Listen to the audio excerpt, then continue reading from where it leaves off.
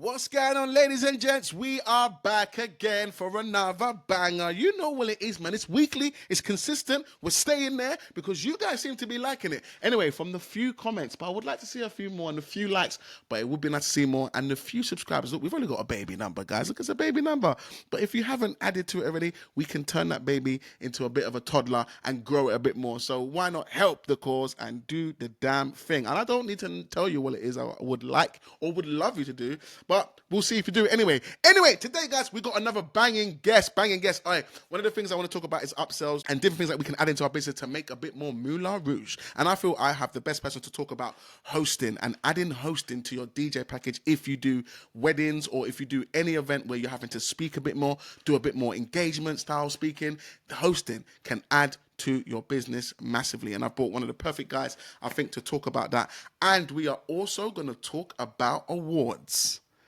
I'm not going to say too much because I want you to get to it. The awards talk, there's some gems in there. And I feel like, you know, when I talk about you guys using the Instagram and going to the DMs, if you've got any comments on this episode, I will only be listening to audio comments on the Instagram, especially with this episode and what we're about to talk about. It might be a little bit controversial.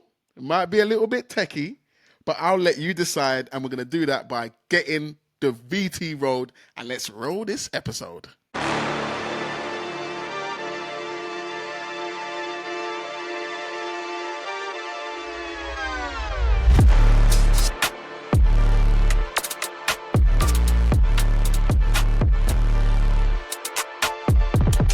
Mr. Pat Mulligan, man, thank you so much for joining me today on the Mobile DJ Mastery Podcast. Always my pleasure. Always my pleasure to come with you, Mandel, man. Always.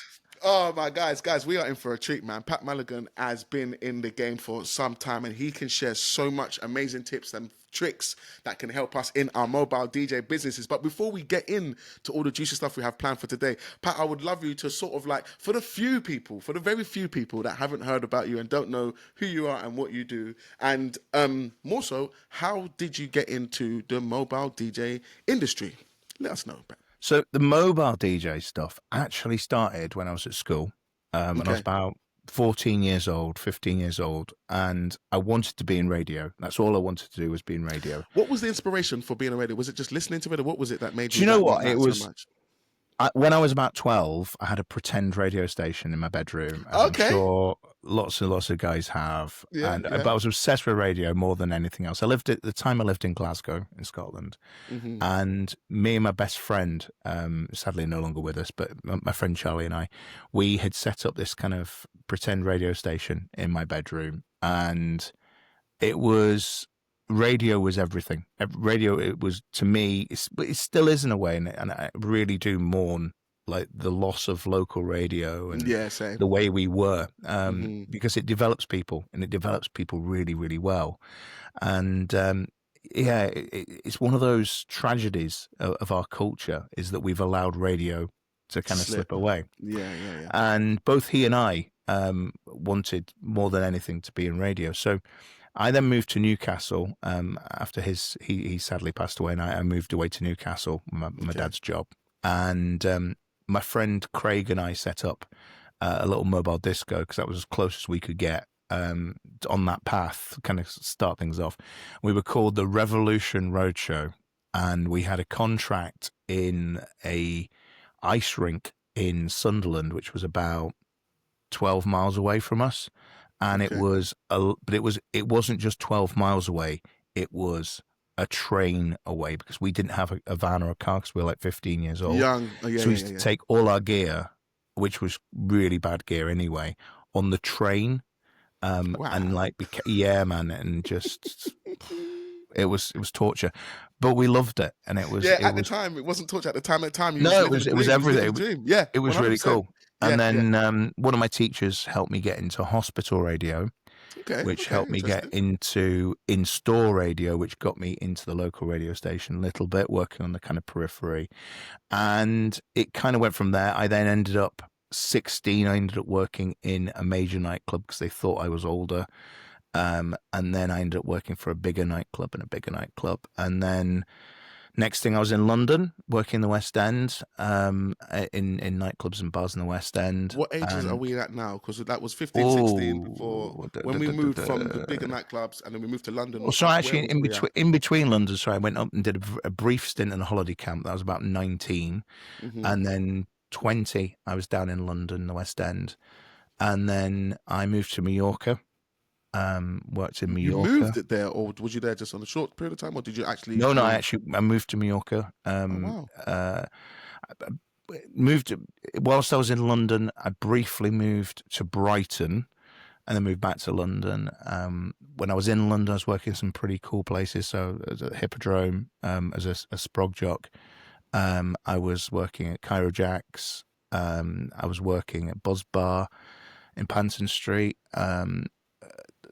Rags and Wandsworth, which was quite a cool story with itself at the time, kind of rising of R&B in London at the time.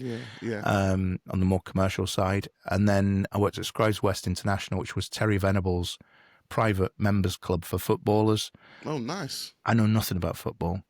So all these really like world-class, totally famous, top of their game footballers were coming in every day, and I'm no clue who they are, are. Mate. Yeah, not a clue. But sometimes that works out better. Most of the time, that works out in your favor. For them, it did, because they were like, "All right, we can be proper and honest with this guy. This guy knows. He's not going to. There's no kiss and tell with this guy because he doesn't care, right? He just doesn't know who we are." Mate, listen, I don't know who you are. I'm just going to treat you like I treat everyone. Lucky I'm a nice guy, so it just is what it is. Exactly what it was. Exactly what it was. So that was quite weird, quite odd. I'd worked, kind of 96. We released a record that got to #1 in Brazil. So was you producing? What was you doing? I was producing. So I was in the project. I was the executive producer, but there was 5 of us, all kind of DJs involved in the club, and also the radio station. So I was kind of the nightclub I was working for. We were linked to a radio station, so I kind of worked on that radio station and produced their dance music output for quite a while, for a number of years.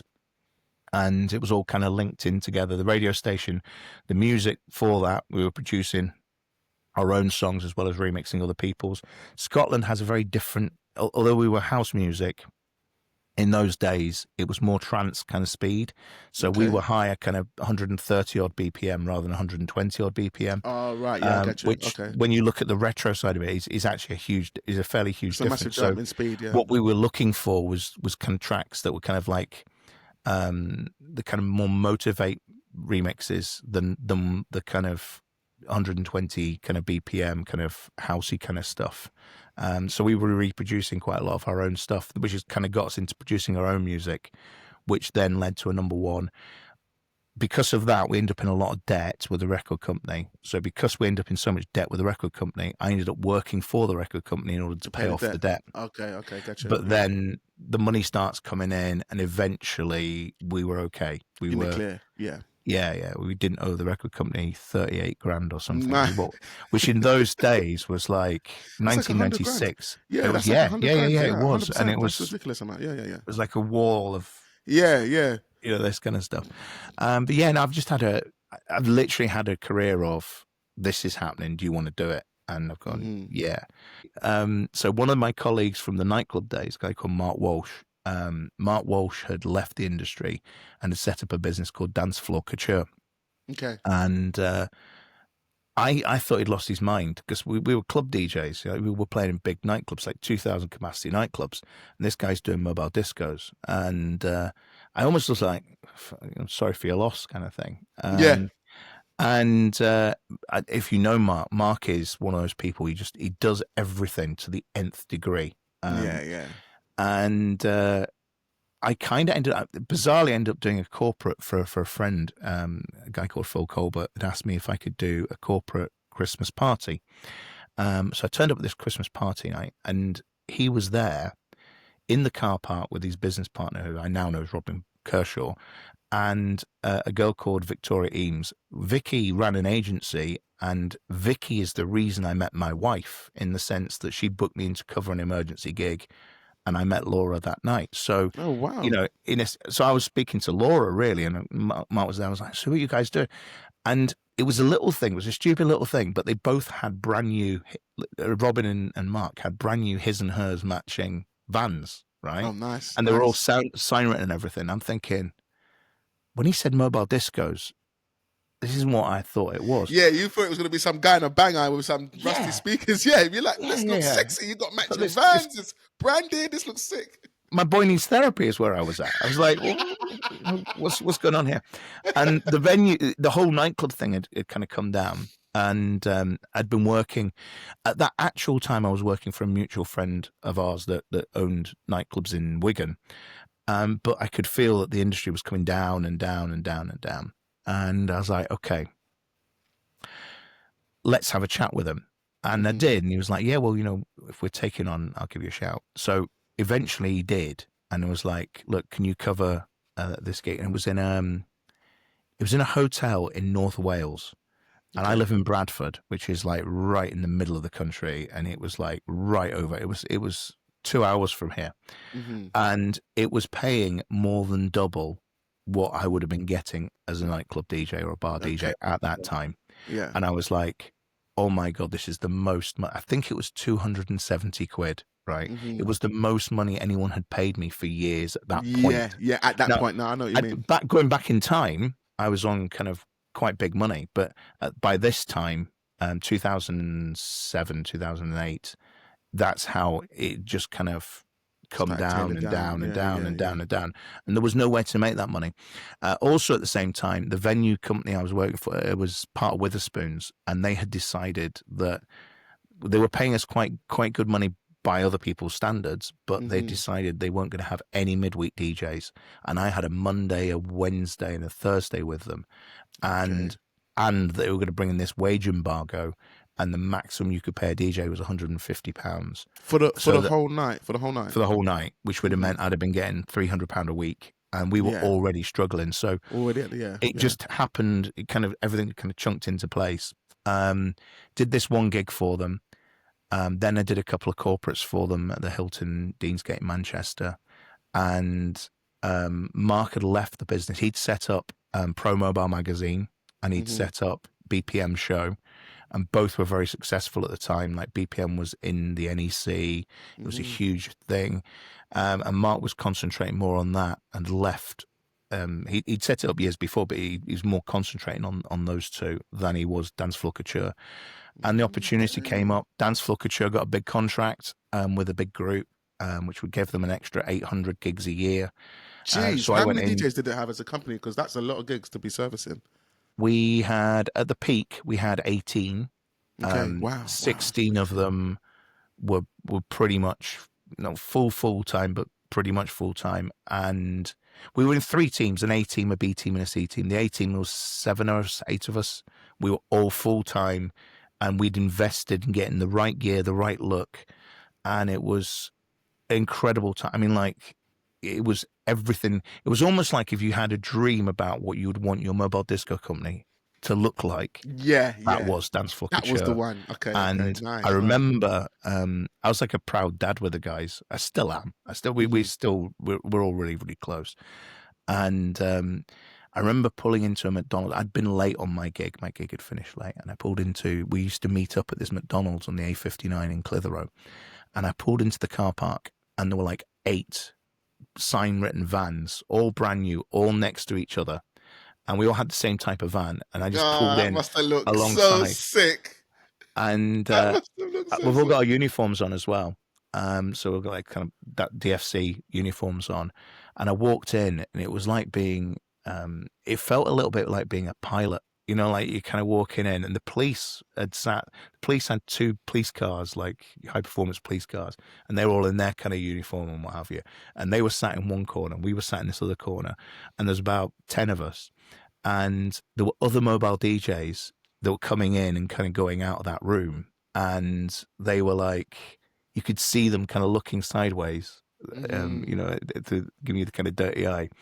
And it's funny because one of them came up to me quite recently and was like, you've no idea how intimidating that was as a DJ to be going to McDonald's for like a bite to eat before you go home and seeing the boys from DFC just sat there, like all of them, and brainstorming. We were like, therapizing the night and talking about what had gone wrong and what gone right, and it was great. We commonly there till 4 or 5 o'clock in the morning, just chatting. Yeah, of course. About, when you get DJs in the room, that will happen easily. When you get a lot of DJs in, that will happen. Well, it's the loneliest job in the world. It is the loneliest place in the world, and it's so hard when you're the one guy who isn't partying or shouldn't ever be partying. That was one of the best pieces. There was a manager, a guy called Jimmy Dimitri, at a nightclub called Madison in Newcastle. And I was 16 years old. And I'd gone to the bar. I was like, in that time, because I was a nightclub DJ, I was 15 or 16 years old. I was like a dog with 3 penises. I was like, let me just kind of swagger around here. So I go up to the bar and I'm like, can I get a half of lager and blackcurrant? And they gave me a drink. No questions asked, of course. You're a DJ. Of course you can have whatever you want. And I'm walking back to the DJ booth and he goes, oh, come here, lad. Come here. I'm like, hi, Jimmy. He goes, what's that? And I said, it's lager. He goes, why is it a funny colour? I said, because it's got blackcurrant in it. He goes, right, 2 things. He goes, that's the gayest drink I've ever seen in my life. Right? I'm like, right. He goes, tell me you're not drinking that and working. And I said, I am, yeah. He went, right. You didn't drink, I was going to drop the accent out. Don't drink. Do not drink when you're working. He went, that's the slippery slope. He said, what I will do is, he said, before you leave this business, whenever that is, I'm not leaving. He went, you will leave. He said, when you leave, he said, before you leave, I will introduce you to 3 or 4 people who should have listened to that advice and didn't heed that advice. And about 2 years after that, I was working for a company in nearby, a place called Berkeley, and I just arrived at work, and they were like, "You're not working here tonight. You're working in Bradford." And I was like, "Where's Bradford?" Whoa. And they were like, "Yeah, you're gonna have to go." I didn't drive. I was 16 years old, 17 years old, and I'm like, how am I going to get there? And you're gonna have to get the bus.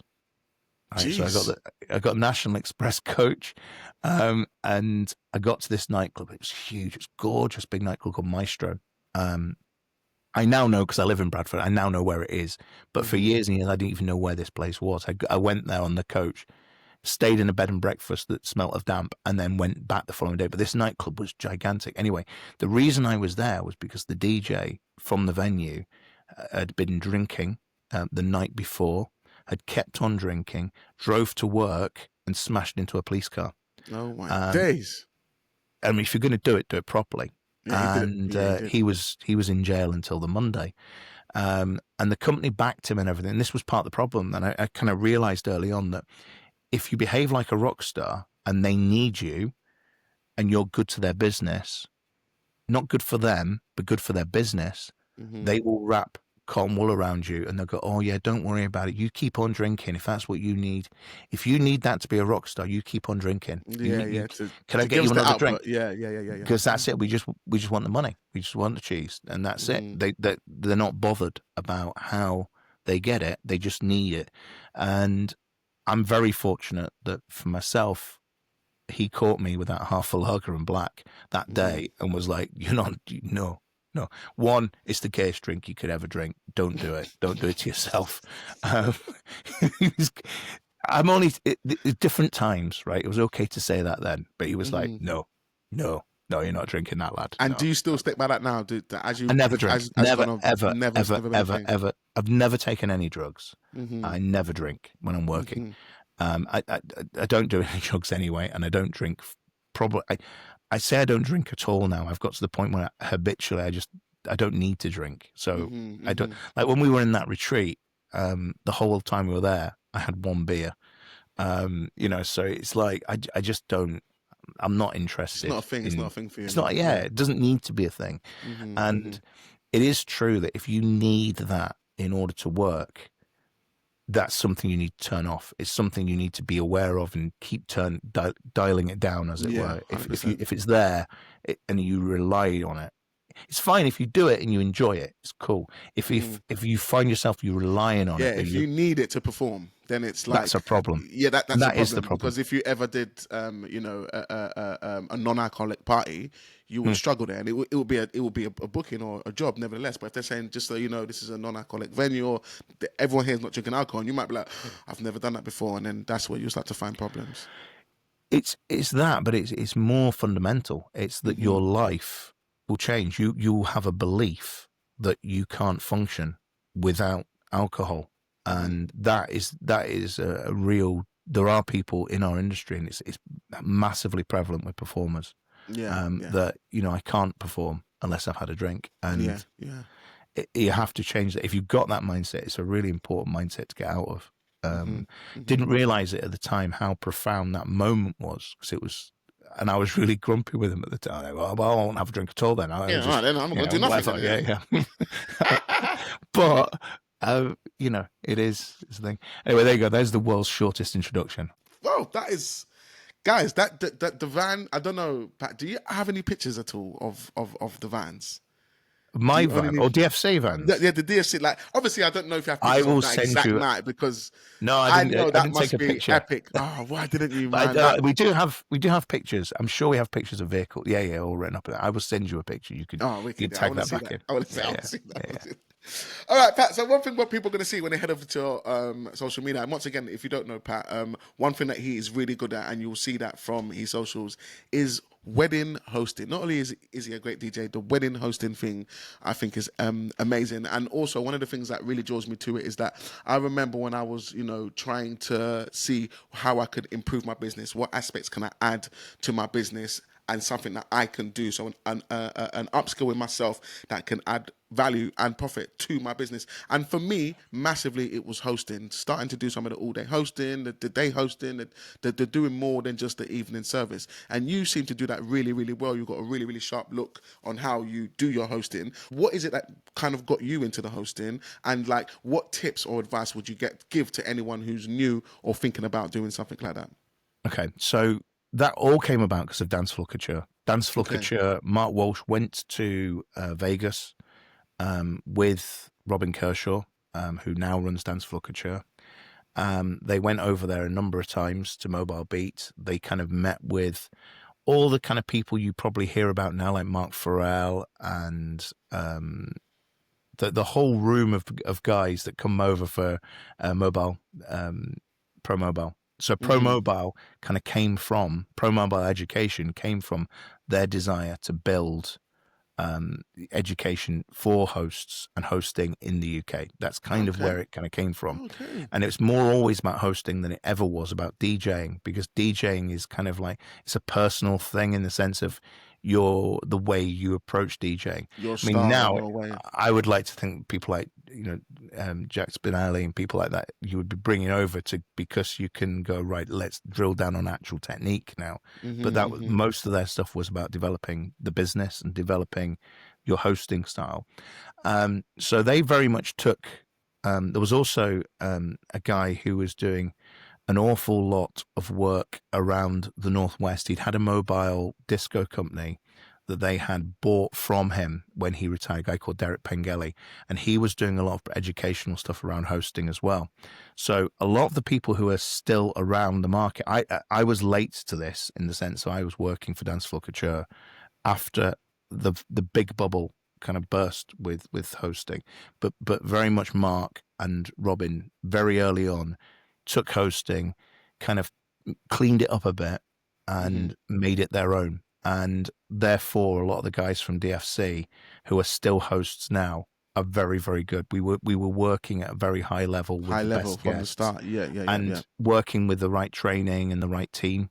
So that's where that comes from. Okay. From a personal perspective, so working with Dance Floor Couture, if you were hosting, if you were doing a residency DJing gig in a hotel where they had a residency, we were getting a certain amount of money. If it was we were doing hosting there, it was more than double. If you were doing a private gig, you were given a fee. If you were hosting that, it was much more money than it was if you were doing a residency one. If you were doing a private gig and you were hosting it, it was much, much more money. Yeah, bigger bucks. And it's the difference between doing 170 gigs a year and maybe doing 130 gigs or 120 gigs a year. For me now, hosting is I do 50 weddings a year. I don't do any more than 50 weddings a year. I do other stuff. I do corporate stuff. I do family fun days. I have a Christmas residency, which is amazing. But I do not do more than 50 weddings a year. And that is because of hosting. If I wasn't hosting, I might have to do 100, 120. And it means it's full time for me. So it's, and the money for hosting, thanks to guys like Ewan at Tartan Entertainment, at DFC, other players who kind of get the business side of it. They've pushed the business. Yourself really has pushed the really business side of it. To do break barriers and limiting beliefs and things of that nature to show what actually can happen. Ewan, I spend hours on the phone with Ewan. We've probably spent way too much time on the phone. Sorry, Ewan, if you ever listen to this. But he's taken Scotland. I worked in Scotland for, as we discussed earlier, well over a decade, and it was a place where it's how much a disco, and it's like I'm sorry, I didn't understand the question. How much a disco, and you're like.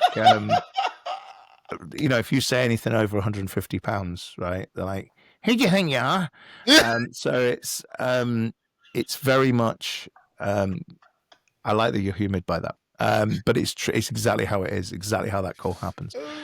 He's managed to turn that into something completely different. Crazy, isn't it? Like I love it. He is, and guys, if you haven't, I've got Ewan on the podcast, so make sure you go and check out. He's got some amazing episodes on, and he is. Like, he's done some stuff where I'm just like, wow. So there's some things that he's done that a lot of people probably didn't even think was possible. But that's what I love about what he has done. I don't think, absolutely not. I kind of haven't been on the journey with him, but we met just before lockdown. And we were chatting before lockdown. And just from there, well, the same as yourself. And like you and I met at PBX properly. And you've even gone from there to where you are now. I mean, it's fantastic that people can actually do that and embrace it and go, right, we're going up and do it. And I think part of that is taking the advice of people who've been on a journey and going, what are the good bits I can take from that? 100%, Pat, 100%. And go, right, that's a great learning. For me, even if you've done this forever, and it feels like I've done this forever now. I was 15 when I started. I'm 52 now. So it's a long time. Every conversation, there's always something. Why I love chatting to you is why I love chatting to Ewan. Is that every conversation, there is something you go, yeah, I like that. Yeah. There's something in there. There's 100%. Just something. 100%. Something. And that's the whole reason about is I love that you said that, because this podcast is exactly that. Pat, there'll be loads of different listeners, but like you said, everyone will have something different. There'll be some people that might take that and won't take that, and some people that will take that. But as long as you're always doing that, you can go up. Do you know what I mean? So, and it's similar to what you're saying. Even me and Ewan met in London. He was coming down to London to do a DJ show, and he just wanted to meet up with like mobile DJs from London. So he's just on Instagram, and then he's just found me and said, your shit is cool, let's meet up. So I get this DM, I'm like, someone must have meet up. Where's he from? I'm looking at, he's from Glasgow. Like, what's he doing? What's he doing in London? Yeah, like 100%. And as you know, like DJ conversations and things like, the networking, the things that grow from some of those simple meetups and simple conversations can actually change your life. Do you know what I mean? And we're sitting down with him, and when he was telling me his business model, and I'm telling him what I was doing on TikTok, and we're just sharing kind of what we're seeing each other do, and we're just taking bits from each other. And since then, the relationship's like proper grown. And like you said, the learning, the taking little bits. Oh, that's a good idea. I can add that to there, and I can add that. And the more and more you start to take, you start to build a robust, quite, sort of the business, especially when you're talking to people that have been doing it for quite some time. So when they're giving you advice or telling you something or explaining something, this is coming from someone who has experience just like yourself. No, totally. And there's always something. It's funny actually, because I picked up on your post from yesterday, and you're saying about whenever you do, if you're listening to somebody, if you spend time and money going to go and see something, you should always have at least one takeaway. At least one thing, Pat. At least one takeaway. There is always one takeaway. Even if that takeaway is, if ever I'm that guy, I'm not going to do that. Even if that is the takeaway. That is, oh my God. No, you're so right. Because I'll be honest with you, Pat, when I say that, there's actually someone I'm thinking of. And it's funny. Wow, you just hit me hard there. Yeah, because that is the take home I've got from that talk, is that I sat here 45 minutes. I listened to everything you said, the slides, everything. And I'm still like, but how can that help? And I'm like, even if I don't get a take home, if someone else does, then at least someone. But I'm looking around in the room. I'm like, did anyone get anything from that? Was it just me? Everyone was like, nope, I didn't get anything. Nope, I didn't get anything. Nope, I didn't get anything. And I'm like, that guy just wasted our time. And then you're right. That take home from that talk for me was that, yeah, if you're going to become the take home for other people in that room will be, we shouldn't book him. Yeah. So that'll be 2 guys, particularly in that room. Yes, like, he's not coming to do anything for us. Mm-hmm. So that's 2 guys. But for the rest of you, it should be, your time should be, well, everyone's time's important. 100%. And that has wasted our time. Mm-hmm. I would hope that, obviously I wasn't there yesterday, but I would hope that somebody from that would have taken something. I think there's always, and so that particular group was Cedar. With Cedar, there is always something that you will achieve. 100%. If you're in a group, even if it's just that thing of, so I think when it comes to DJing and DJs, if you're competing in a local marketplace, you can often think that person is your enemy. Yeah. And I think it's very, very important that you network. So in the truest business sense, right, Nathan Connolly and Ryan Smith are my competitors. They're my biggest competitors. If you Google wedding hosts, Yorkshire or Northwest, you'll find you'll find Ryan Smith, or you'll find Nathan, or you'll find me, or you'll find other people. But those 3 people are absolutely my core competitors, right? Mm-hmm. But we're the closest of friends. And the reason we're close, we've always been friends. But the main thing of this, if you just look at it on a core business sense, is that as an individual, you've only got 1 day available. 1 day available, Pat. I keep telling these people, you're right. Yep, 100%. So once that's full, that's it. In fact, you know what? Somebody messaged me. I happened to be up at 4:00 in the morning. Somebody messaged me this morning. Yeah. I got straight back to him and said, I'm really sorry. I am not available. Where is it? It's here. Morning, Pat. Hi, Mike. Unfortunately, I'm not available on this day. I'd highly recommend Ryan Smith, wedding host, or Nathan Connolly. Please let me know if you'd like their details. Morning, Pat. Kindly send me their details. Thanks, Mike. So immediately, I'm passing on people's details. Now, the way I look at that is it's like a money go around, right? So, and it's putting into there's 2 things here. I'm putting into the relationship, which is important. Yeah. What I'm also doing is I'm putting into the pot, as in, well, that Saturday, it's the whole thing of luck, in a sense, I guess, or destiny. If I'm putting into the pot, that I'm hoping it's going to pay out again. Look at it like a fruit machine, and you're putting something into the pulling the, and it's paid out for me. I've managed to get another Saturday that's filled in the year. But more than that, it's the emotional support of somebody who's genuinely going through the same actual journey that you're going through. And we then can say, like, we'll have conversations like, are you finding it quieter right now? Now, if both of them turned around to me and said, yeah, I'm finding it quieter, I would panic, because that means that your it's not fruit me. Machine is not going to return. None of us have got enough. Yeah, there's no money in the fruit machine. There's no point anymore. It's not going to return. It's not going to return. There's no return. Okay. And a big thing for me is, because I'm very established in the northwest of England, is to try and establish myself in Yorkshire. And I'm always trying to establish myself in Yorkshire. And it's really, really hard. I actually do less in Yorkshire where I live. And it's funny because there's a wedding venue literally about 2 miles from my house. But I literally do. I've never worked there. It's crazy, yeah. But it's not, this sounds really arrogant, but it's not my level, as it were. I get that. I've got an old place. Yeah, there's another golf club not far from here. And I'm exactly what it is. It used to be. It used to be a golf club. It's not a golf club anymore. And I look at it and go, oh, it's so nice just to kind of go in there, just do a wedding, walk away. No, can't do it. So I get in the van, I'm driving for an hour in any direction. Yeah, to go to the places that minimum to go to work every day. Every day I work, but I get paid for it. So, it's how it works. I'd be an idiot to moan about it. I've got the best job in the world. but yeah, no, keep you, as the phrase goes, keep your friends close, your enemies closer. But it's not enemies. It's about having a network that works for you. There'll be guys that are similar to you, and although they are your competitors, they're the ones that you need to make friends with more than the guy who's 100%. An awful lot better than you or an awful lot worse.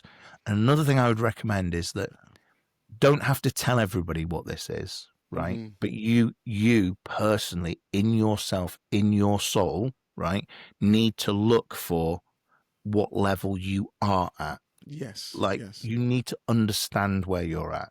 You need to understand how much money you should be charging yourself and be confident in doing it.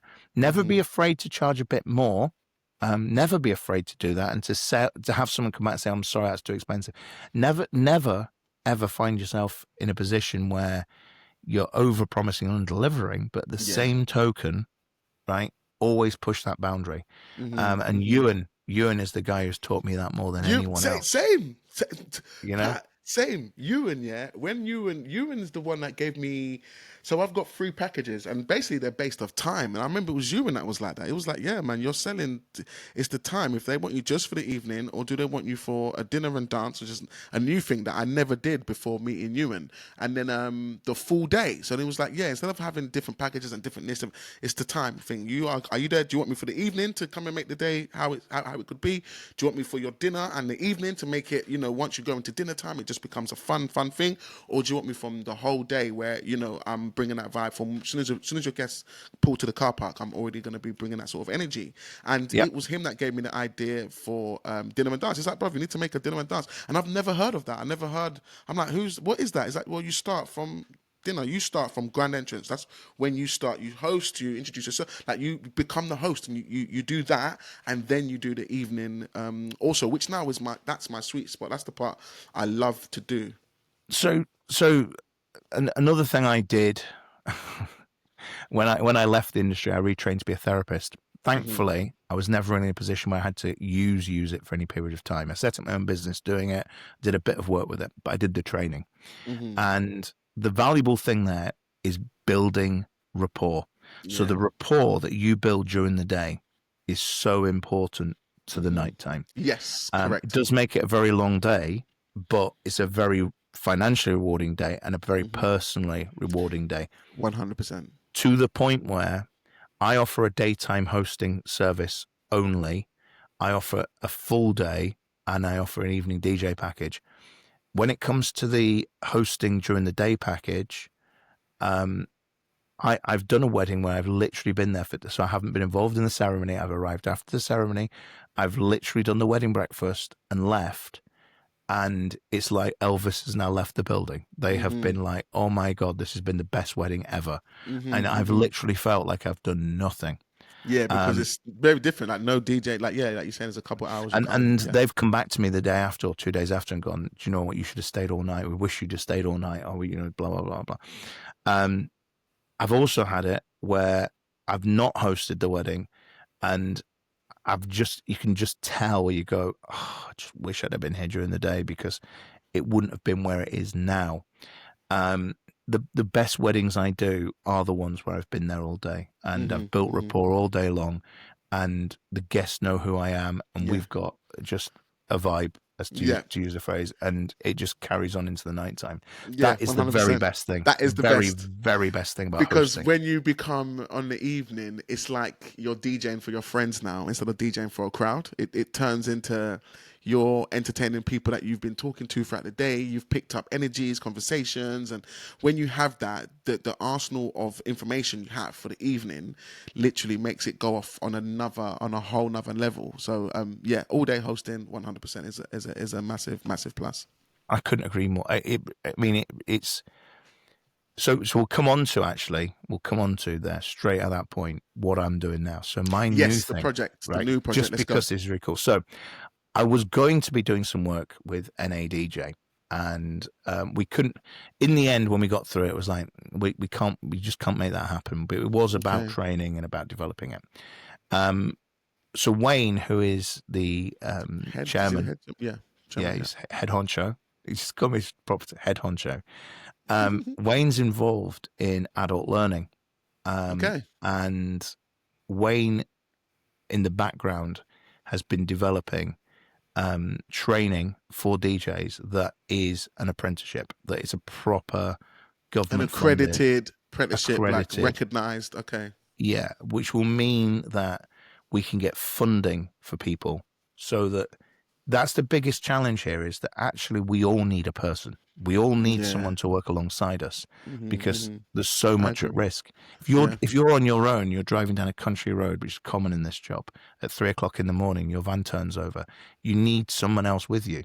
If you've got manual handling, you need someone with you. If you've got, you have some kind of a funny turn, you need someone with you. Yeah. If there's occurrence of violence or anything like that, you need someone with you. Correct. If you're accused of doing something that maybe you haven't done, you need your own person saying that didn't happen in that way, and that person has to be sober.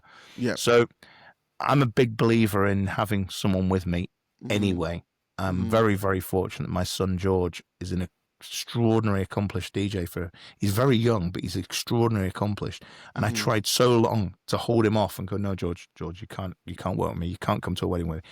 But the guy is next level, and as a lighting engineer or a lighting jock, he is top drawer too, like way better than me. So having him with me means I've actually got my lights are going off, like proper going off, and we can get the right energy for what I want to do at nighttime.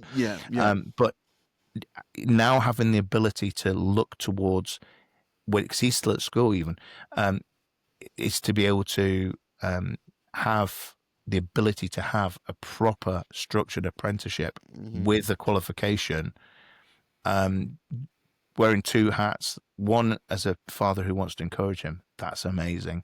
Two, as a grown adult, which is something I'm very rarely, that I can actually give him something that is a piece of paper that it says, look, you're qualified at this level to be able to have done that. You've done that learning, you've stuck in, and you've got something to show for it.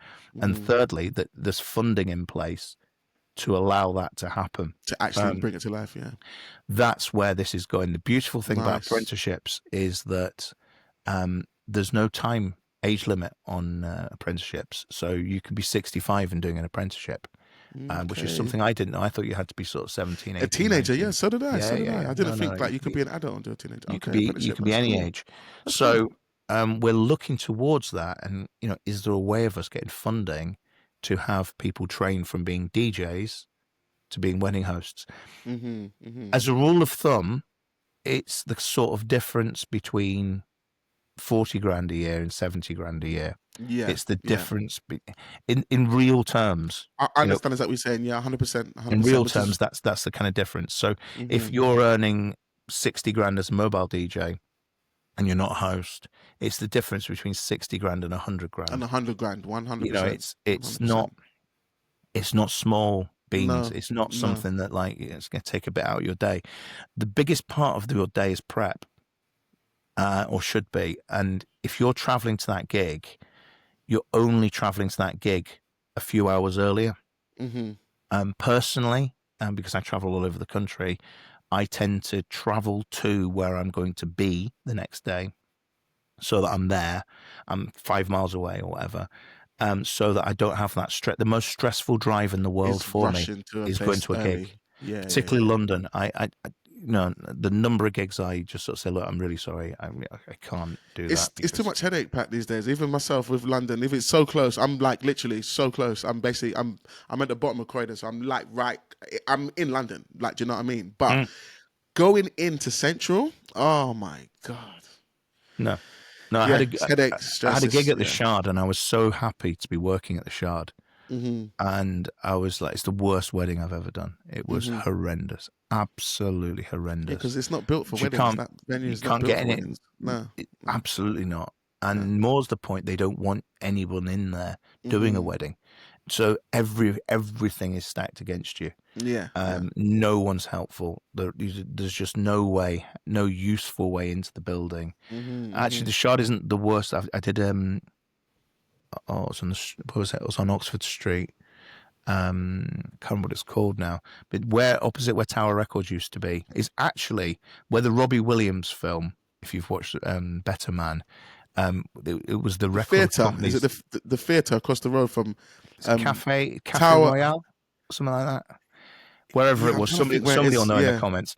Just right down the bottom of Oxford Street.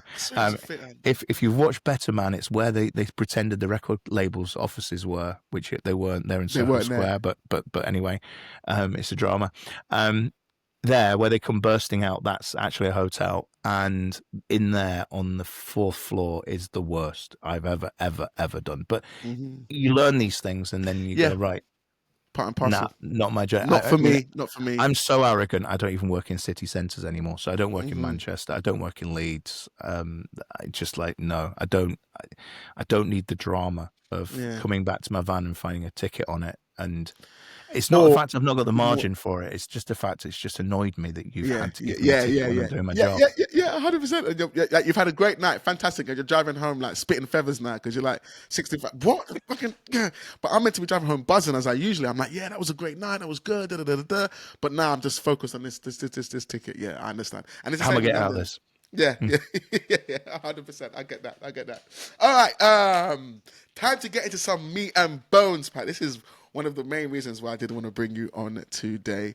And it was to talk about awards. And one thing I've seen that you've had loads of awards. You've been to loads of different shows. Like you said before, you've been getting awards from quite some time now. And recently I saw that you was highly commended at the TWIA Awards. And from what I understand, I think you was in the run-ins to maybe be first place, but you got, it was highly commended, right? Am I correct in saying that? It was this little paperweight here. Okay. There you go. All right, so beautiful. That is the award that we got for highly. Have you entered TWIA before? Is this your first time, or is this your first time? So let me my journey with awards. I only enter into awards. So with TWIA, and the other one I enter, which is the North of England Wedding Awards. You've got two choices. You're either nominated in, or you self-nominate, and you can put your hat into the ring. Fundamentally, that never sits right with me.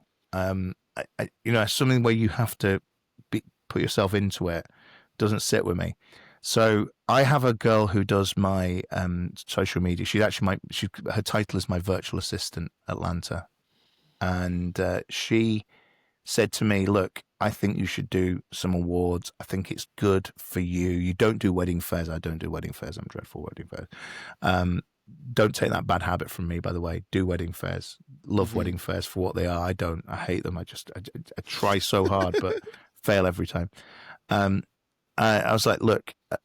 She's like, Can you do these awards? I said, but the only way I'll do them is if I'm nominated for them. So next thing, I suddenly get nominated. I get nominated every year for TWIA. The nominations come through. I was like, okay, we'll do it.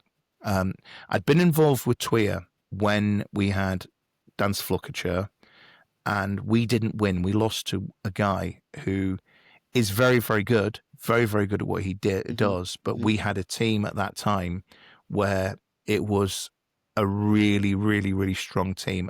Professionally, we were doing very well. Our marketing was absolutely on point as a business. And we went through everything. We ticked every box we could possibly tick to get that right. With DFC, what happened was we'd been up for 2 years for the TWIA. We didn't win it. And the feedback that came back, because at the time we were supplying DJs to their actual events, and the feedback that came back directly was, well, it's really difficult for a multi-op to win, because you're looking at the consumer data, and the consumer data is such that you're going, right, these guys, they're brilliant here, but this one person's let down this one. And when you've got a numbers game, right? So you've got thousands of events per year. You can drop the ball once, easily. Anyone can easily drop the ball, easily happens, right? Yeah. The fact that you haven't dropped the ball is a miracle, if that makes sense. So, I did it reluctantly. I entered into the North of England one, and I was fortunate enough to win that one. And I won the regional awards for the TWIA. Now, the issue I have, and people, because you saw the post I put up, and I see awards as being something that are really, really, really important. Like really, really super important. I've not entered into a draw for a cuddly toy. I've not bought a ticket to win a house or a car. I've bought something far more important. I've bought the credibility of my customers for my future business. Yes, correct. Right? And that's how I see awards should be. Now, TWIA particularly make a lot on the fact that if you go to a TWIA Awards, this would have happened at the regional awards you were at. Damien, who's the guy that owns it, will stand on the stage and he will say, unlike other award ceremonies, we are, we're fair. It's done properly, and that's the sole reason why I entered. The whole reason that I anyone would enter that. Now, I went through. So, I got when I won the regional, that was fantastic. I won it. In my belief, there were the other people that were in the room. I was like, surprised they didn't get higher than they got. Didn't really think about it because you're in your own self-obsessed. You're in your own kind mind. Of place. Yes, correct. And I'm the champion of the world. That's how you're thinking in that moment, right? Yeah. So we then go to the national final, and at the national final, I get highly commended. And because I am me and the way I am, I'm always going to be naturally disappointed, just because I'm like, I'm winning. If I'd have lost, I would have felt exactly the same, right?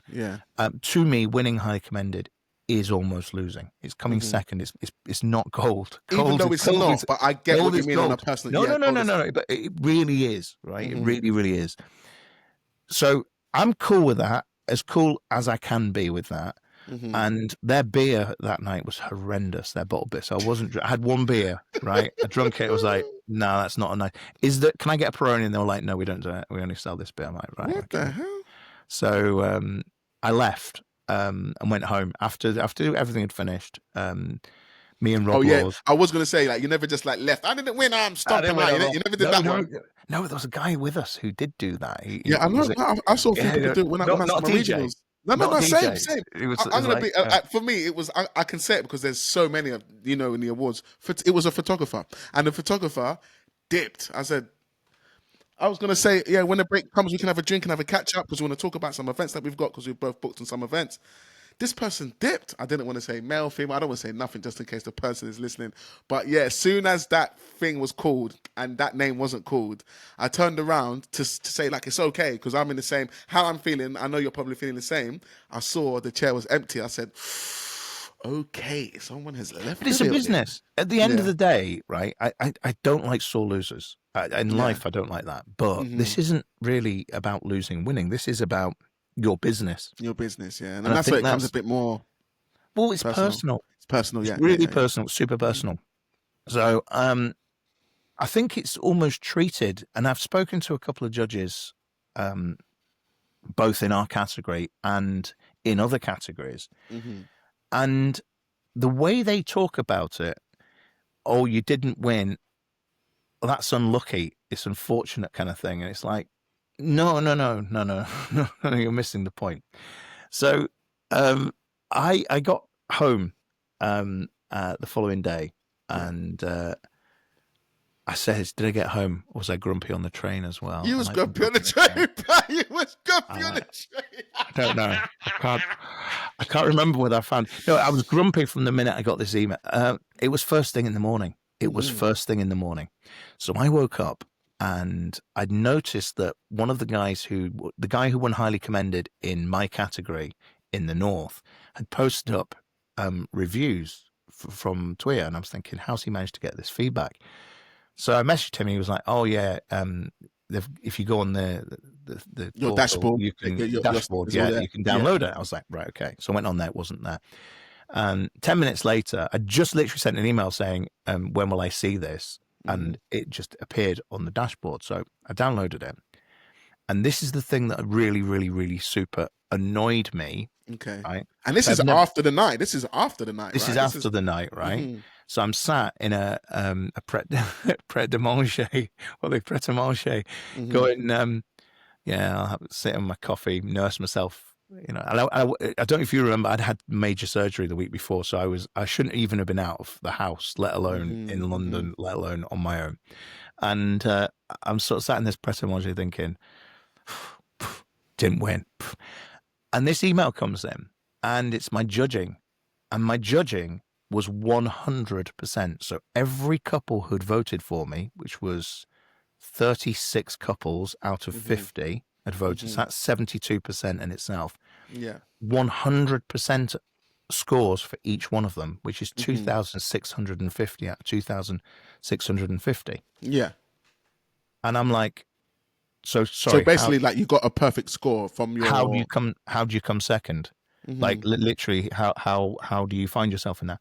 So I pushed back on him and said, look, how is this so? So he sent me back a system generated kind of response, and I saw no, you clearly haven't read my email. Could you please reread my email, and then can you, once you've read my email, respond to it? So he came back and said, oh yeah, there are other people that got 100%, and I'm thinking there can't be in our category. So the guys who won it, and I don't know this, by the way, just to say this because it is true, the guys who won the category are really top end. There's no question about it. They're in your category. They're in your region.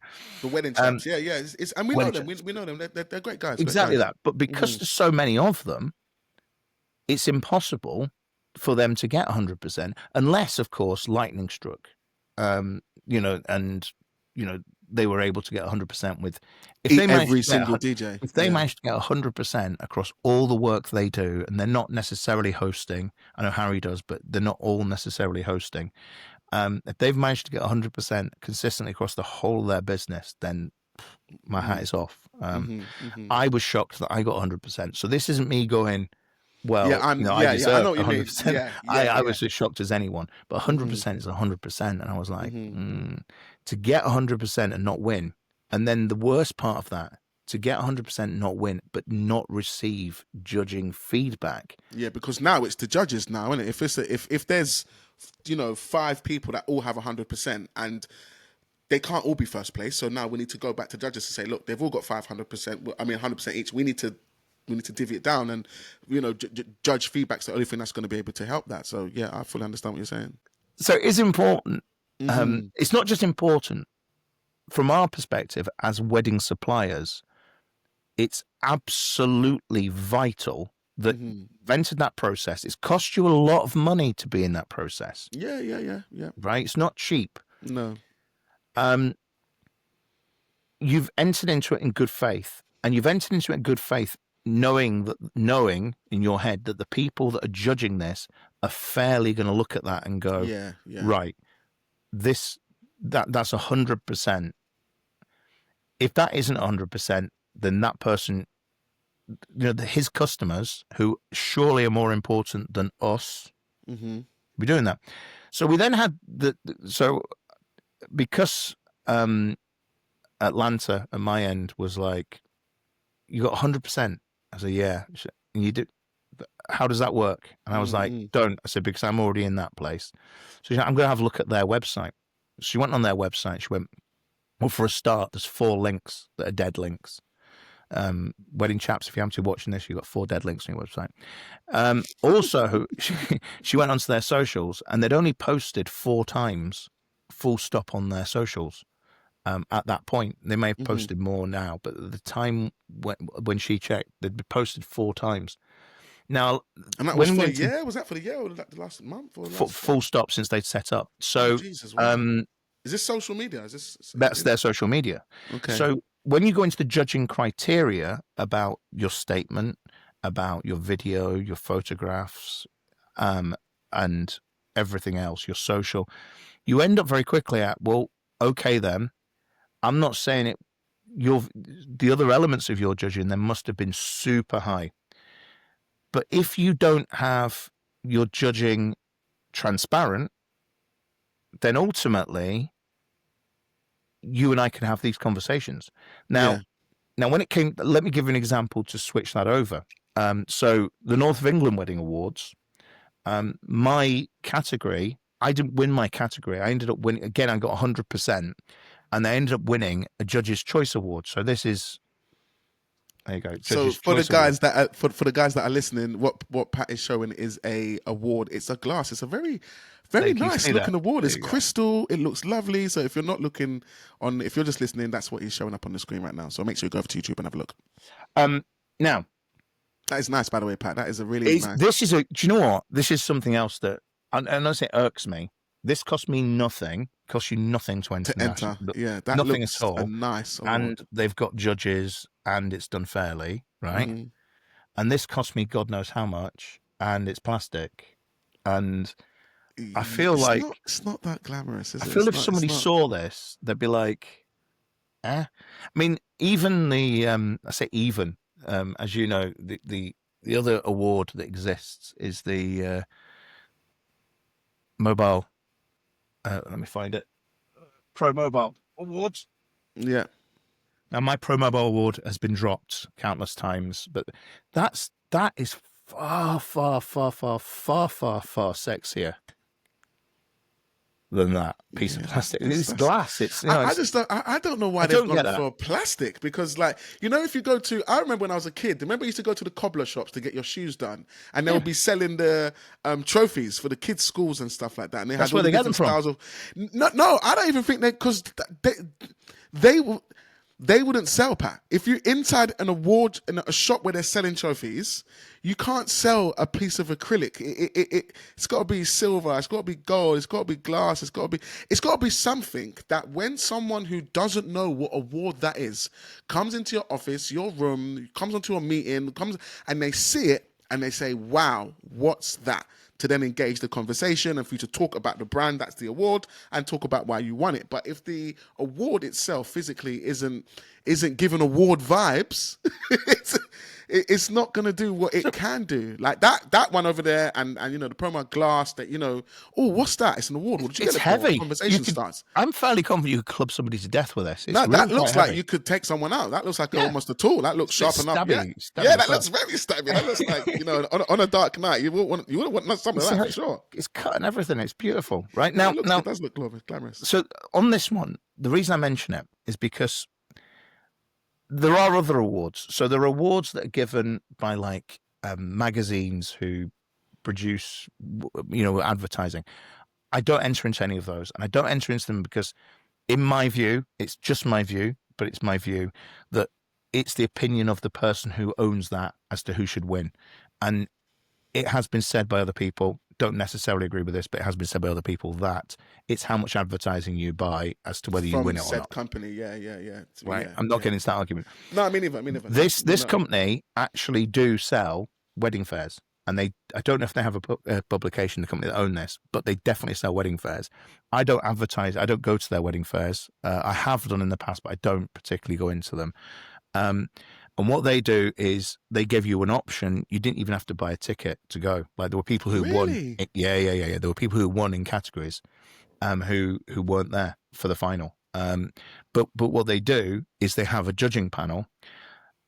And I'm going to come back to, I'm going to kind of circle around to a point that I was making with TWIA. So because the judges are anonymous so we know who they are. Right, so it's published as to who all the judges are, but you don't know. And I know most of the judges, as you do personally. Yeah. One of the challenges you've got is by not disclosing the judging, as in, because here's the thing: if I don't win, I want to know why, and I want to know why, so you can work on it, so I can work on it. Exactly that. So if they turn around to me and say, "Well, Pat, your website's like." Or SEO is a bit shaky. Yeah, 100%. And by the way, my website absolutely is a bit shaky compared to people who need to fill 1,500 gigs a year. Yeah. My website is literally designed for me to position myself with people who've made an inquiry. Yeah. All of my work pretty much is word of mouth. It shouldn't be. I should be better than that, but it is. And do you know what? It's the best work you can get because it's pre-validated. It's pre-validated. It's done. It's already done. All the work, the advertising's been done. But I don't want to grow my business. I don't want to go above that threshold. I want to stay just below it, but I want to just stay where I am in my own little sweet spot. Yeah, you're happy there, as little work. If anything, I want to do less work. I don't want to do more work. I just want to do less nights for more profit. Now that's my journey. That's not everyone's journey. So if you were to judge my website, judge it on the basis of me. Don't judge it on the basis of your expectations or somebody else's. Gotcha. Now, the difference between North of England Wedding Awards, I didn't win my category. Once the awards had finished, as I went up to pick up, so the judge's choice is the person who got the highest score over all of the categories, which is what I won. Now, on my way up to the rostrum, the guy who owns the awards was saying, I need to speak to you about this award after we've finished. And I was like, okay. Two of the judges pulled me aside and went, this is what happened. You didn't win your category because we didn't think you were a DJ. We thought, because it kept mentioning hosting and not DJ. Yeah. We're really, she didn't say we're really sorry, but she was like, look, we've put together the Judges' Choice Awards. It's the inaugural Judges' Choice Award. We put it together because your scores were ridiculously high compared to the guys who actually won your category because of that. And they were very, very, very honest with me. Transparent. And they're very transparent. Now, to me, that's really important. I don't even mind someone coming up to me and saying, look, do you know what? We made a mistake and you should have won this year, but we didn't let you win because, whatever. A, B, and C, yeah. Whatever. If that had happened, I would have been absolutely cool with that. I'd have gone, okay, that's fine. Because for me, no problem. I'm not in a spiral thinking, oh my God, what can I do to be better than this? In the nicest possible way. So I worry for TWIA because the judges have then got some, well, I don't know. And here's the thing, I'm in a situation where I'm like, I thought I knew all these people. I didn't expect them to go, oh yeah, Pat Mulligan. But I did expect them to look at the fact it was 100%. Now I know that in that group of people, someone has gone, nah. For whatever reason. Which is fine, which is absolutely fine. But it's fine, but I would rather know who and why. And genuinely go, do you know what? Okay, so you didn't like, or you like this guy. I'd even be happy if they went, do you know what, Pat? It's nothing personal, but we've known Harry and his boys forever, and you're like new kid on the block. I know this isn't the case. No, it's not the case. It's not the case. But we're just saying, for instance. But yeah. Or it was, you know what? It was so close that we just decided, well, we'll flip a coin. And that's cool. But that isn't what you get. What you get is stonewall, nothing at all. Now, to me, and this is where they need to think about this quite seriously, not the judges, TWIA, they need to think about this. You give somebody a second prize, right? And then you give them no information at all as to how they can improve their business. But you give them 36 people saying you are 100%. How can they invest in your business? Yeah, it's a very, I kind of agree with that because it's very, like even when I lost, I like similar to yourself, I was in my own mindset for maybe 24 hours, but then afterwards when I came out of it, I changed the way I was looking at things. But some feedback would have been nice. Even after, I remember I was going to get, like you said, the client feedback, which I did get. But even there, I think out of all the clients, one client struggled to give me something that, when they give you something that you can work on, they was like, look, we're struggling to find something, but maybe this, just to fill this box out, maybe that can be. We thought it was amazing, but maybe this could change. And that was the only. Just to say this, those boxes that weren't visible to the judges, or they shouldn't have. They said they weren't visible to the judges. So those things that you could improve weren't visible to the judging. So so it was only the positive stuff or the negative, if it was negative, that was visible to the judges. I mean, here's the other thing, right? If I book. Let's take me and you aside, right? And let's just say I'm getting married. I've been married for 15 years now, but let's just say I'm getting married and I go and book a DJ from Facebook. Yeah. And just because he's my favorite person in the world, DJ Best Price. So I book DJ Best Price. And he turns up. He's £100, which makes him a lot cheaper than anybody else out there. In the market, Right? Particularly in London. God knows how he's doing that. But he turns up. He plays all the songs we want him to play. He is the best DJ. at my wedding. At my wedding, he was amazing. Yeah. Because it was my wedding. It's the best day of my life. Of course he was amazing. So it doesn't matter how bad he... Now, if you and I were judging and looking at that from a different perspective, we're looking at it from a more professional perspective, we'd be going, hold on a minute here. He's not got the right gear at all. You can't hear him clearly. If he was using this, you'd hear him a lot clearer. Much more better, yeah. If he was doing that, he would have been a lot better. Yeah, his systems but we're professionals, so we're coming at this from a completely different trajectory from the client who's booked us. And that's true. The truth. That is actually true. That's actually a good so point. They might give him 100%. Exactly the same. If he turned up late, right, and started having sexual relations with the mother of the bride, that'd be different, and that would affect.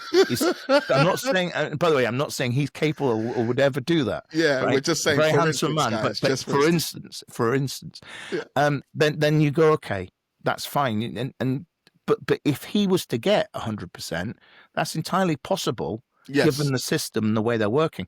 So for me, moving that forward, if we're paying so much money, I would almost expect their judges to physically go and watch, or one of their judges to physically go and watch a performance because it's not every category. Like, you're not going to go and see the performance of flowers. You're not going to go and see the performance of any. Although I actually think they would massively benefit from looking at the shortlist and going, right, okay, we've got from the so much money. We're gonna. How can we go as a team judges? How can we see these people in some shape or form? Yeah. Someone needs to be at least going to see that person. Another thing that came from this, and I, it's not my stale male and pale perspective, right, at all. But if I was Nathan and I'm of mixed race, and I'm looking at the diversity of their judging, and by the way, I don't think there's any problem with the individuals themselves needing diversity training, or they're a very good bunch of very experienced judges. Yeah, for sure. But I would be thinking to myself, hold a minute, there's one person of color in that entire judging panel. And I didn't, not only did I not win, but my scores, because in our region, people started posting their scores up, and then it became clear that Nathan actually got higher scores than the guy who came second, who got highly commended. And which now that doesn't actually make sense. Now that there doesn't actually, like, I get the argument that, everyone's got high scores. 5 people had all the same high score, but if someone's got a higher score, someone's got a lower score, but they, got to the regional and someone else didn't, then that's where it gets a bit grey. Well, not only that, but Ben Campbell, who was also in my region, also got a higher score than the guy who got highly commended. Now, I'm not saying that there might have been something in his judging but because we're in what's the word I'm looking for here? Because we're kept away from the judge's decision, right? It almost opens up a question, like, well, is there something else? Is there something else where maybe the judges don't want him to compete with them, or is there something? But because it's not certain, because we don't know what happened, what didn't happen, and we're in the background. Because it's not transparent, it's very, very difficult to defend yourself.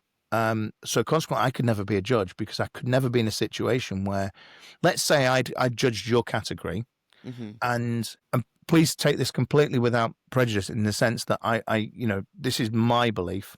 I think what you have done as an individual, and I suppose this is also part of it, knowing individuals is very important in the backstory. Seeing your trajectory of growth and improvement, and who you are and where you are and the energy you bring, you're so current compared to more than 95% of our market. And I mean that from the bottom of my heart. So you really are uber current. That's very difficult to compete with. Is very, very, very difficult to compete with, because it goes back into what you were presenting yesterday, which is how you would take those social media interactions into sales. Yeah, into sales, yeah. That's exactly how the world is working right now. And it's not as important as direct recommendation, but it is the next one down, as it were. It's literally 100%. If you haven't got that, having this is way above paying for marketing. A lot of the other stuff, yeah, 100%. Even. If you can input into that, it will return much better than that moment. Because they're buying into you. They're to buying you. Yes, correct. People by people. Yes. So, say back to the beginning, I'm just very disappointed that the whole purpose, their entire raison d'etre, is offering an awards that is That's completely properly and fairly honest and fair and transparent, and clear. Yeah. But for me now, I can't enter because the only reason I could enter is for an ego trip. Yeah. That's the only reason, to feel good about myself. And by the way, I'm not going to feel good about myself, so that's not going to help me. Is to go into that process again, going a bit like buying a lottery ticket. I might win. It could be you. Yeah, maybe. And it might not be me. And there might be a reason it's not me, by the way. So because of that, I'm like, absolutely not in. I'm not in because I got 100% and no other feedback.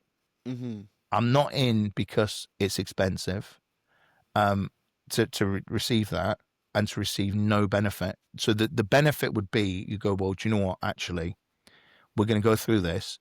The judges awarded you, the judges are these people, and the judges awarded you silver, bronze, gold, silver, bronze, or whatever, right? And then the right to go and say, well, can I have a look at why they've said that and not the other? And if they said, oh, well, they just rolled a dice, I'd be like, okay, that's cool. I don't genuinely have a problem. I don't have a problem. Someone's got to win, someone's got to lose. Correct. But what I want to know is how it's fair, because in that vacuum, you go, well, do you know what? I can't trust these people. I can't trust any of them in this, in a sense. You go, well, I'm not ducking or avoiding, but you go, well, we don't have we don't have the same in common as I thought we possibly did have. If that makes sense. Yeah, no, it's a tricky one. It's a really, even I think, like you're saying, like with like running on awards, I don't think there's always going to be this. Even like if another award company come out and said, we're going to be fully transparent and everything's going to be online and you're going to be able to see everything, and they try to make like another awards that maybe didn't have maybe some of the things that some people have felt coming from the TWIA awards. It's still like a really hard thing to have, and even there's some things that you were saying about like the judges, if the judges could travel. I think that's. That would be amazing. Definitely they would have to start, because I think a lot of the judges do it voluntarily, which I commend them for doing that, because if it wasn't for them, we probably wouldn't even have this here anyway. That's another thing that really annoyed me. That's another thing that really annoyed me, is that the judges every year are at the final. They didn't invite the judges this year because they'd oversold the tickets. And it's like... Oh, really? Yeah. And I think the judges should be there every year. That's the meat and bones. Absolutely, like, without them, 100%. There's no awards. There's no awards. There's no awards, and there's no awards. But to me, the judging is so important. It's the important part. 100%. There's no awards without them. So this is just how I look at the awards. I look at it as it's a business. Right? It's a business decision to be part of it. It's not an ego trip. If you're going there for an ego trip, you're the problem, not the awards. The awards is there to actually say, benchmark, this is who you are and this is where you're at, right? And right now you think you're here. Well, actually, you're not. We think you're here, right? But this is what we think. And if you improve this and you improve that, you might be there one day. Yeah. Right?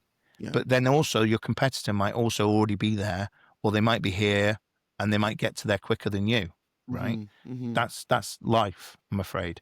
But when we're in those kind of like, and this is part of the problem, is that the judging is based on scores that are like 99.87, and they, that in itself, you're starting in a ridiculous place. Yeah, there was like point. There was so many. Even I had a lot of those 9.987. Well, the lowest I saw was 97.62. That's the lowest score I saw. Yeah. We're still in a very, very high score. We're still in the very, very high 90s. Like you've got to really score.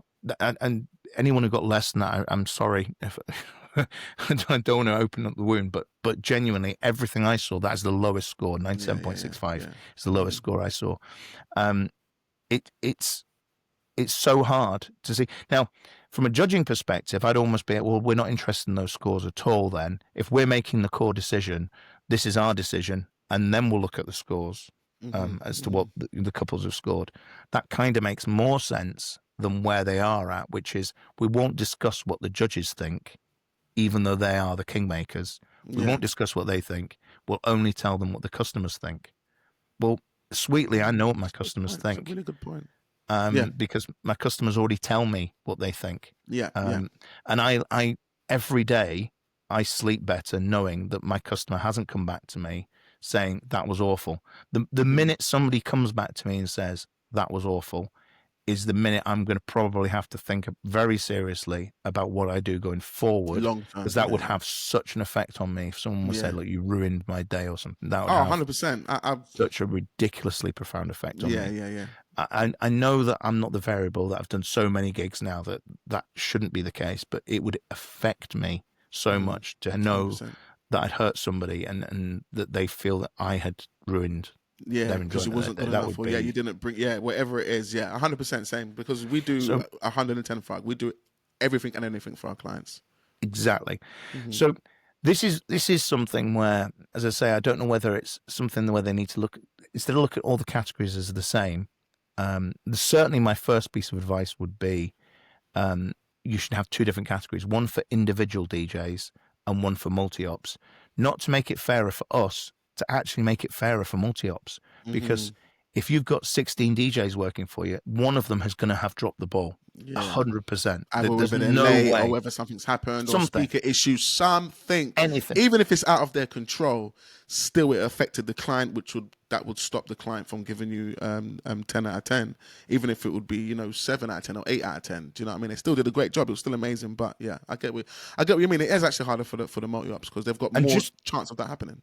And just to draw this to a close on this subject, the North of England Wedding Awards, after that comment that I made, he rung me up and was like, how can we learn from this? How can we learn from your experience with TWIA? I think that takes a lot. I think, that shows that they're taking it very, very seriously. Yeah, they want to be... He didn't see it as... Because a few people saw it as, a bit of sour grapes. And they rung me up and said, did you really mean to post that? Because that comes across really badly. I was like, I absolutely meant to post it in exactly the way I posted it. I literally wrote it 7 times, right? So I didn't want it to feel like sour grapes. If you're reading it and you think I've got sour grapes, you need to read it again. You need to read it again. You need to read it again and internalize it on the basis of a business, not on the basis of your own ego. Don't base it on, I want to win an award. I don't care about winning awards. My awards aren't for me. My awards are for my future customers. They're for my couples. They're not for me. I don't, they mean nothing in a sense to me personally. They're wonderful to win, but at the same time, it's all about my future business. It's, it's about people going, oh, it is worth paying a little bit more to have this guy. That's it. That's true. I agree. First of all, I fully appreciate your transparency on talking about those awards, because it's really good for people to hear the emotions. Because one thing about our awards, there's more losers than there is winners. I know you said highly commended is a loser, but I don't agree. I think it's still something. You left home with something in your pocket. But there's some people that did their best. They spent money on SEO, dresses. They've done everything they could and some, and then they came home with literally nothing. And I think these episodes are good because it's good for them to hear, because everyone, like we said, there was more losers than winners. So a lot of people went home not feeling great. When I think about that photographer, I messaged them literally a couple of days later. I'm just like, are you okay? I kind of wanted to talk to you about business, because it's still a networking opportunity. But once the awards happened midway through, once the photography category got called and that person wasn't there, which I think they should have 100%, because I think they was one of the ones that put into the website. They changed this. They done a lot in the 6 months running up, and then when the time come, they didn't get the result. So it's good for these kind of conversations for those people to kind of listen and say, it's good to just hear other different mindsets, not just, I won and it was amazing, it was great. No, there is another point on this. Sorry, just to break in again on the photographer side, and it's this. So a lot of different people opened up to me after that post, and I say a lot, I mean probably 15, 20 people. Oh, wow. Literally. Yeah. I mean, professionals inside the personally. Yeah, and I won't disclose who they are, and I won't disclose to anybody who they are.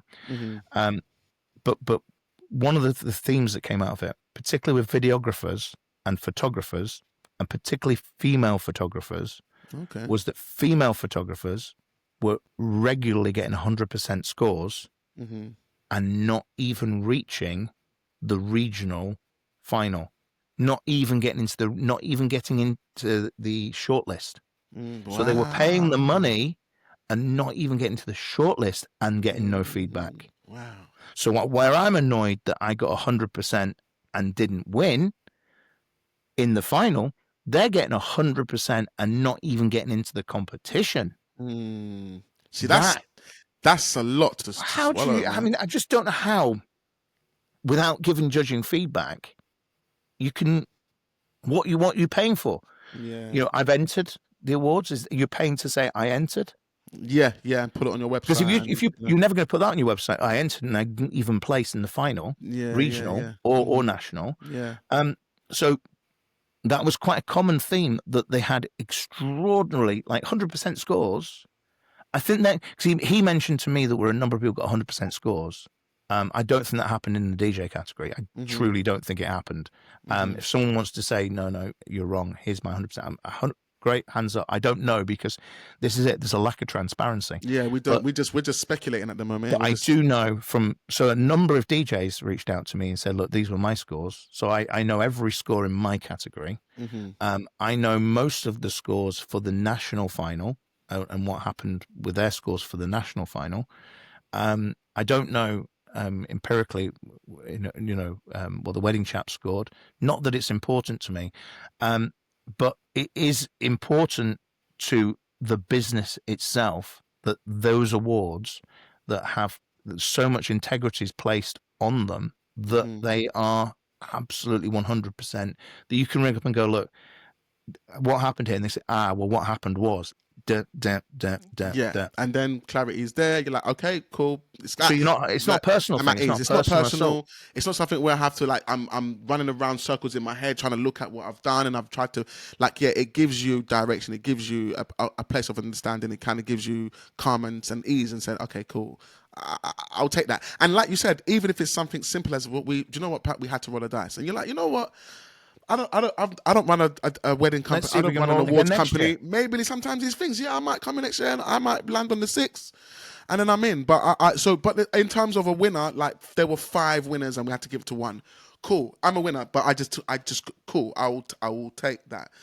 So I appreciate that, Pat. Thank you so much for sharing all of that. Not a problem in the world. Not a problem in the world. I still sound, every time I try to explain it, I sound bitter in my own head. And it's almost like I'm trying to express it in a way. Each time it changes and you go, nah, you still sound bitter. And honestly, I'm very, very grateful for everything that I have in the way. I wake up every day and I feel blessed that I can do something that I love. Great. Yeah. And I think it's so important the final takeaway is that DJing isn't traditionally well paid. No. There's lots of things you will lose. You'll lose relationships. You will lose friends, big time. Friends will not understand the fact that you were going to go to that barbecue on Saturday and you just can't now because this has come up. Can't go to any of those things. Partners necessarily won't. Mine does, but Laura is amazing. But partners necessarily won't understand that the phone's just rang. You've got to go now. They won't understand it, even if it's for nothing. Even if there's no money involved. True, there's no finance involved. The number of times I've had to go and take something like a shirt to somebody, or something's gone wrong at a gig and I've just gone to help them because it comes back round again. The relationship part we talked about earlier on, it comes back round again, that you might need that one day. And true enough, actually, that genuinely happened. So Nathan Connolly needed a shirt at a gig one time, two years ago. I'm not saying he looks at it in this way, right? But when I was in hospital, he was away down south. He came all the way back up and did my gig. It's the first time ever my gig had to be covered, ever in all those years. All the time of you doing it, and I was in a place mentally and emotionally where I was in hospital. I physically couldn't get out of that situation. I was in real pain, and I didn't know what was going to happen, and it was awful. And someone says to you, "Don't worry about it, man. I've got you. I'm doing it." And you know he's gonna look after it properly. Nathan will do a good job, everything proper. Yeah. No letdowns. Happy customers. You know that you everything. can sleep. You know that you can recover now. You can start to get better. You're not worried about tomorrow coming and the client coming on the phone and being angry with you.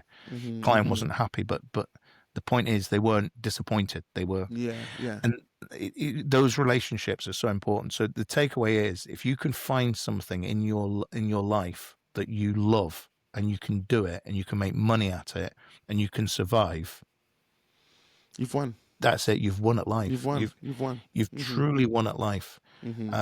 And there are better paid jobs. There are many better paid jobs than this. But as we all know, not everything's about money also. Do you know what I mean? Like, we could get a better paid job, but like you were saying, like, if you love something and you enjoy it, there's something in that is there will be some people that, yes, I have a high paying job, but my life is, I don't fully enjoy it. I spend a lot of hours talking and doing things I don't like to do. So yeah, swings and roundabouts, I suppose. Swings and roundabouts. Absolutely, man. Listen, a true pleasure, as it always is. It really is, man. Thank you so much for your time, just Pat, man. Don't change. Don't you change. Never change. I'm going to 100% keep it myself. Well, guys, man, that was Pat Mulligan, man. I hope you really got something from that. Absolutely amazing. So much good take homes from there. And I think that last take home is something that we should all definitely be thinking about and applying to our businesses. So, like I always say, if you like today's show, make sure you like, subscribe, and do all those great things. We are doing something brand new, which I know you've probably heard me banging on about. If you've got a comment, a shout out, or anything for any guests or anything that we do here on the Mobile DJ Mastery podcast, please head over to our Instagram, go into the DMs, and leave me an audio voice note. Audio voice notes will be featured on some of the episodes. If they're good, they'll be featured. If they're not, you will be blocked and banned. No, I'm joking. But, send in your voice notes, send in all this stuff. It'd be lovely to hear from you guys. Where are we reaching out to? Where are you listening from? And we can get those on episodes. But other than that, we are going to close today's episode, and we'll see you at the same time, same place next week on the Mobile DJ Mastery Show. Me.